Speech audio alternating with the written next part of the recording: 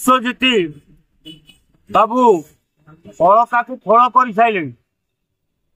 ଆଜି ଅଳକା ଯଦି ତଳିତଳାନ୍ତ ହେଇଛି କେବଳ ବିଶ୍ୱଜିତ ରାଉତ ପାଇଁ। ଅଳକା ଗୋଟିଏ ଓଡ଼ିଶାର 1 ନମ୍ବର ସଂସ୍ଥା ଥିଲା ଯାହାକୁ ଜାନକୀ ପଟ୍ଟନାୟକ ତିଆରି କରିଥିଲେ। ଅଳକା ଚେୟାରମ୍ୟାନ ଯିଏ ବି ଯେତେବେଳେ ହେଇଛନ୍ତି ସେ ଅଳକାକୁ ଉନ୍ନତି ପାଇଁ ଚାହିଁଛନ୍ତି, କିନ୍ତୁ ଅଳକାକୁ କେମିତି ଖୋଳ କରାଯିବ ତାହାକୁ ବିଜେଡି ସରକାର ବିଶ୍ୱଜିତ ରାଉତ ମହା ଦୁର୍ନୀତିରେ ତିଆରି କରିଦେଲେ। ତେଣୁ ବିଜେଡି ସରକାର ବିଜେଡି ମନ୍ତ୍ରୀ ଥିବାବେଳେ ବିଶ୍ୱଜିତ ରାଉତ ଅଳକାର ଚେୟାରମ୍ୟାନ ହେଇଥିଲେ। ତେଣୁ ସମସ୍ତଙ୍କୁ ନାଲି ଆଖି ଦେଖାଇ କର୍ମଚାରୀ ମାନଙ୍କୁ ଅଳକାକୁ ଲୁଟି ଚାଲିଲେ। ଆଉ ନିଜର ବନ୍ଧୁବାନ୍ଧବ ସାହି ପଡ଼ିଶାଙ୍କୁ ଆଣି ଅଳକା ଭିତରେ ପୁରେଇ କେମିତି ଖୋଳ କରାଯିବ ତାର ସୁବ୍ୟବସ୍ଥା କରିଥିଲେ ବିଶ୍ୱଜିତ ରାଉତ। ତେଣୁ ଆଜି ମୋହନ ସରକାର ଅଳକା ଭଳି ଗୋଟେ ଓଡ଼ିଶାର 1 ନମ୍ବର ସଂସ୍ଥାକୁ ବଞ୍ଚାଇବାକୁ ହେଲେ ମୋହନ ସରକାର ଏଥିରେ ମୁଣ୍ଡ ପୁରାଇବା ଦରକାର।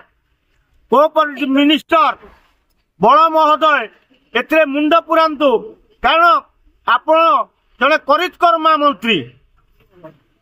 ଆପଣ ସୁକିନ୍ଦାରେ ବହୁ ଅନୁଷ୍ଠାନ ସହିତ ଜଡ଼ିତ ରହି ଆଜି ବିଜେପିରେ ନିର୍ବାଚିତ ହୋଇ ମନ୍ତ୍ରୀ ହେଇଛନ୍ତି। ତେଣୁ ଆପଣଙ୍କୁ ଫେରେ କୋଅପରେଟିଭ ମନ୍ତ୍ରୀ ଦିଆଯାଇଛି। ତେଣୁ ଆପଣ ଯେତେ ଶୀଘ୍ର ପାରୁଛନ୍ତି ଅଳକା ଭିତରେ ହସ୍ତକ୍ଷେପ କରି ବିଶ୍ୱଜିତ ରାଉତକୁ ସେଠୁ ଯଦି ବିତାଡ଼ିତ ନ କରିବେ ତାହେଲେ ବହୁ କମ ଦିନ ଭିତରେ ଅଳକା ତାଲା ପଡ଼ିଯିବ।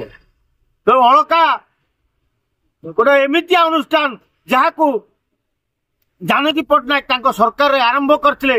ସେଠୁ ଗ୍ୟାସ୍ କନେକ୍ସନଠୁ ଆରମ୍ଭ କରି ବହୁ ଜିନିଷ ଦିଆଯାଉଥିଲା ଭୁବନେଶ୍ୱରବାସୀଙ୍କୁ। ସବୁ ପ୍ରକାର ଜିନିଷ ଅଳକା ଜରିଆରେ ଲୋକଙ୍କ ପାଖରେ ପହଞ୍ଚାଇ ଦିଆଯାଉଥିଲା।